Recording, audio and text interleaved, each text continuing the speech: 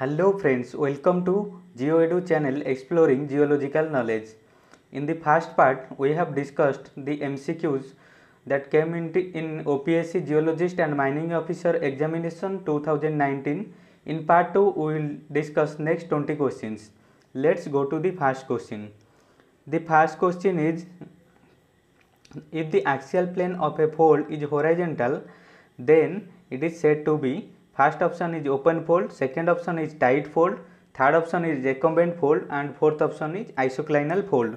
The answer will be recumbent fold, because as you can see the man is standing here and these are the layered folded layers, and this will be the axis and this will be the axial plane, and the axial plane as you can see will be horizontal, so it is a recumbent fold.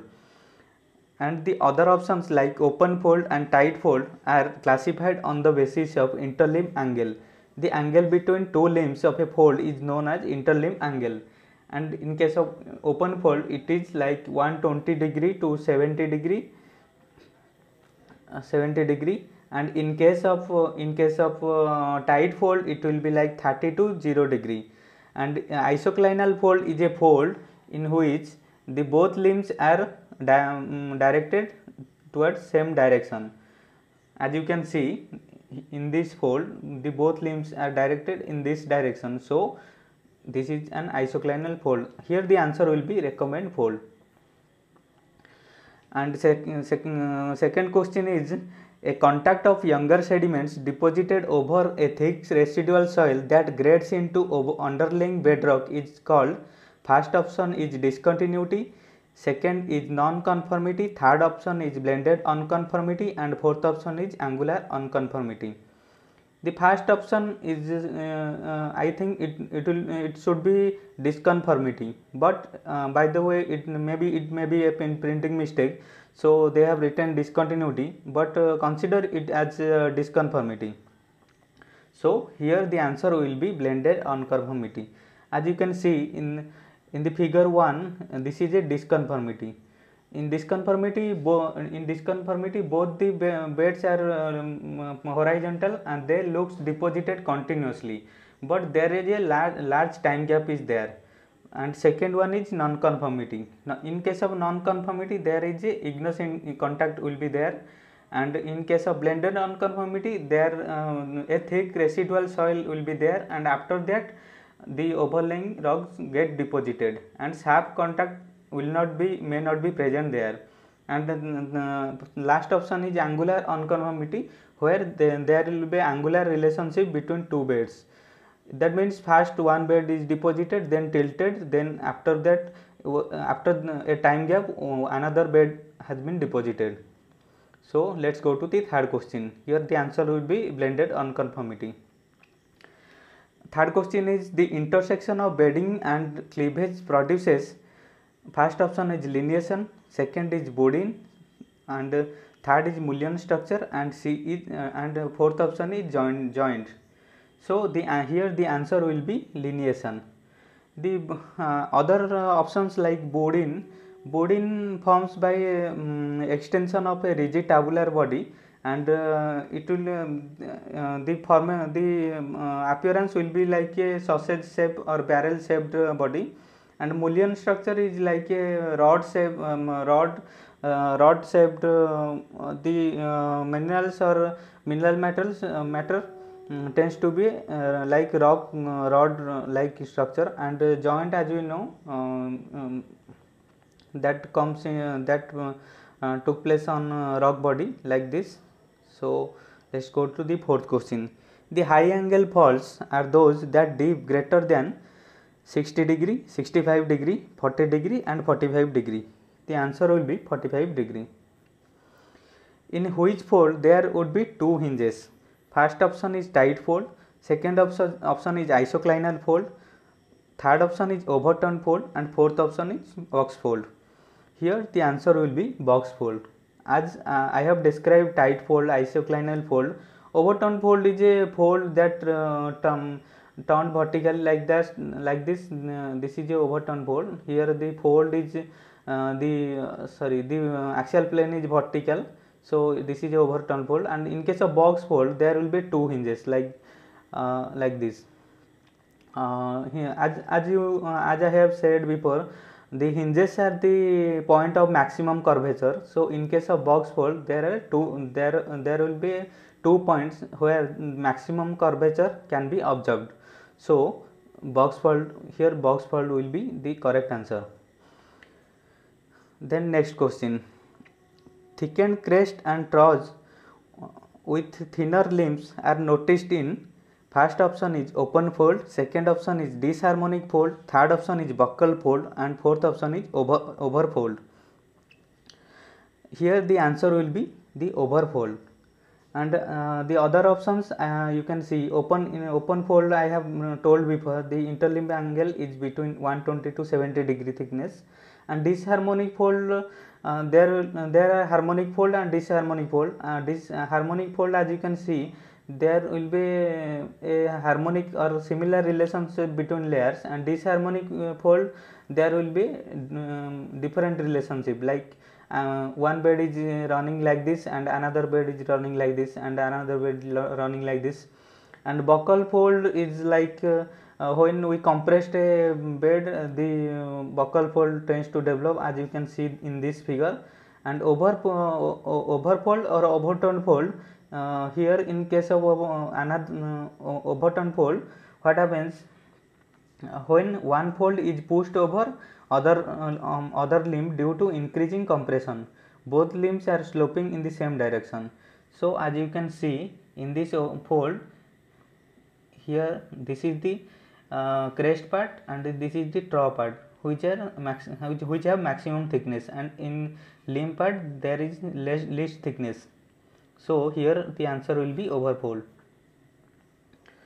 Next question, on a geological map, if older strata are found to be surrounded by younger strata, then it could be, first option is inlier, second option is an outlier, and third option is an overlap, fourth option is a nappe structure. Here the answer will be an inlier. As you can see in the first figure, the oldest rock is G, then F, then E, then D, C, E, A, D, C, B, and A. So here weathering took place, and here the older rocks are exposed and surrounded by C, which is younger, B, which is younger, and A, which is younger. So this is outlier, and the reverse is inlier, where the younger rock is surrounded by older rocks will be outlier. And overlap or unlap is the geological phenomena where wedge-shaped younger rock strata extending progressively through further across an erosion surface cut older rocks. It is generally associated with marine transcation. This is overlap structure, this one and this one also overlap or overlap. And nappe structure, where in case of nappe structure, where along thrust fault the layer runs over another layer. This is nappe structure. Next question, host and graben structures are mainly confined to, first option is transform boundary, second subduction zone, third collision zones, and fourth is divergent zones. Here the answer will be the divergent zones. The transfer boundaries are the boundaries where two plates move apart each other. That is, one plate is here the plate boundary, suppose this is the plate boundary, one plate is moving this direction and another plate is moving this direction. This is transform plate boundary. And in case of subduction zone, this is one plate and another plate is subducting below this plate. This is known as subduction zone. And in collision zones, orogeny takes place, one plate collides with another plate, and this is the collision zone.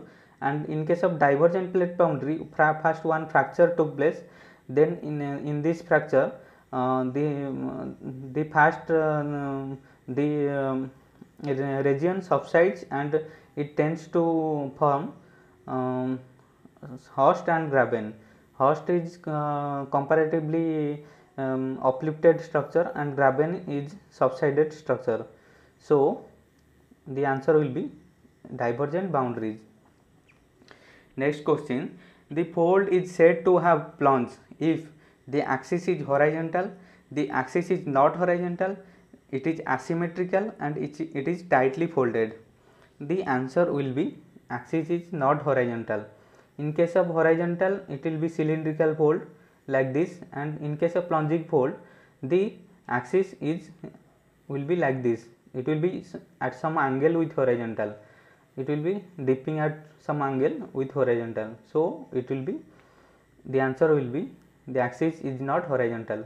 Next question, the two supercontinental blocks separated due to continental drifting are, first option is Pangaea and Laurasia, Pangaea and Gondwana land, Laurasia and Gondwana land, Laurasia and Panthalassa. As you can see, first in continental drifting, before 25 million years ago, one continent tends to occur and surrounded by one ocean. The continent is known as Pangaea and the ocean is Panthalassa. After that, after 150 before 150 million years ago, the there will be two continents, Laurasia and Gondwana land. Between this, Tethys Sea tends to occur. So the answer here will be Laurasia and Gondwana land, and all other options are not correct. After that, they separated into several continents. As you can see, this is the present day situation, and this is the situation before 100 million years ago. Next question, the convection energy of the earth is commonly released along, first option is transform fault boundary, second subduction zones, third is divergent boundaries in ocean, and fourth is collision zone. The answer will be the divergent boundary in ocean. As you can see, the convection current is moving like this, and with the moving current, here the energy is releasing by the form of magma in mid-oceanic ridges, and the mid-oceanic ridges are divergent plate boundary, as we know. Next question, Mohorovic discontinuity separates crust and mantle, inner core and outer core, upper mantle and lower mantle, mantle and core. As you can see in the figure, Mohorovic discontinuity between lower crust and upper mantle. So it separates crust and mantle, and there are other discontinuities you have to remember. First one is Conrad discontinuity between upper crust and lower crust, that is between Ciel and Sima. And second discontinuity, Mohorovic discontinuity I have discussed, and Repti discontinuity, it is between upper mantle and lower mantle. And then is Gutenberg discontinuity between lower mantle and outer core, that separates mantle and core, and Lehmann discontinuity between outer core and inner core. So these are important discontinuities you have to remember. Next question, the asthenospheric layer include, first option is crust and upper mantle, second is lower and upper mantle, and third is crust and mantle, fourth is mantle and core. Here the answer will be crust and upper mantle. As you can see in the figure, the asthenosphere is consists of the crust and upper part of the mantle, as you can see here. Then next question, an average density of 10.7 gram per centimeter cube prevails at upper mantle, core, lower crust and lower mantle. Here answer will be the core, because as we know, the crust have density of the upper crust have density 2.9 gram per centimeter cube, and lower crust have upper crust have 2.7, lower crust have 2.9, and upper mantle have 3.4 gram per centimeter cube, and lower mantle is 4.4, and outer core is 9.9, and inner core is 12.8. So the average of outer core and inner core will be like near to 10.7. So here the correct answer will be the core. Next question, the process of weathering by exfoliation activity is very effective in the answer will be the jointed rocks, because exfoliation is the scaly filling of the rocks due to thermal activity, due to means alternate cooling and heating of the rock it took place. So it mainly occur in granite blocks or basalt blocks. So it will be easier to prevail this type of weathering in case of jointed rocks. Next question, Pellan type of volcano is known for, first option is most violent activity, quiet flow, submarine flow, ropey type flow.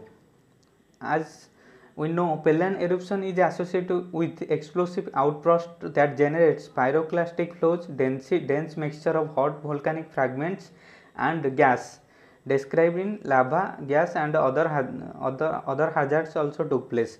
So the answer will be most violent activity. Composite cones are the characteristics of stratovolcano, cinder cone volcano, shell volcano, and lava dome. Here the answer will be stratovolcano. In case of stratovolcano, there are layers of lava, layers of ash, and layers of other pyroclastic material and rock fragments. And the other options like cinder cone volcano and shell volcano and lava dome. Cinder cone volcanoes are steep conical hills with mainly loose pyroclastic materials like clinkers, volcanic ash, and shell volcanoes are entirely fluid lava flows, and lava domes are dome-shaped protrusions of slow extrusion of mainly viscous magma, generally that rhyolitic or granitic intrusion. Let's move to the next question. According to Ayres theory of isostasis, first option is lighter mountains are floating on lighter substratum. Second option is lighter mountains are floating on denser substratum. Denser mountains are floating on denser substratum. Denser mountains are floating on lighter substratum. Here the answer will be lighter mountains are floating on denser substratum.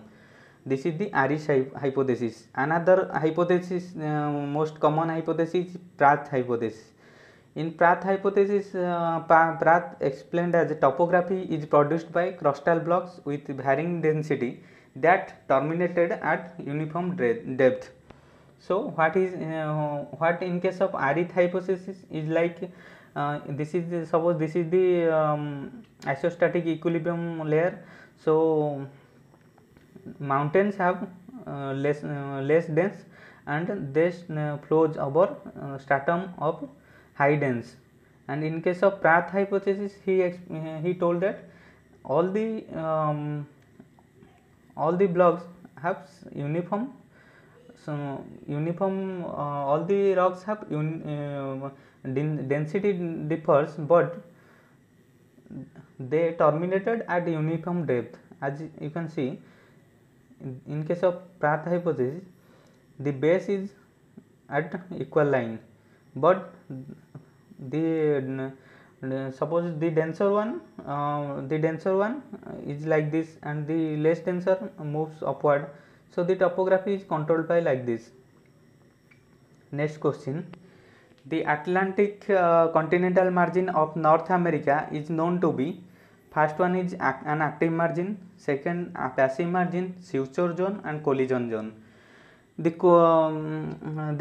continental margin bordering eastern North America include all the features common to Atlantic type margin. And which is Atlantic type margin? The morphologically Atlantic type margin characterized by a broad flat continental shelf, relatively gently continental slope, and uneven gently sloping continental rise. These are the features that we can see in passive margin. So here the answer will be the passive margin. We will continue further. Subscribe to my channel GeoEdu, exploring geological knowledge. Thank you.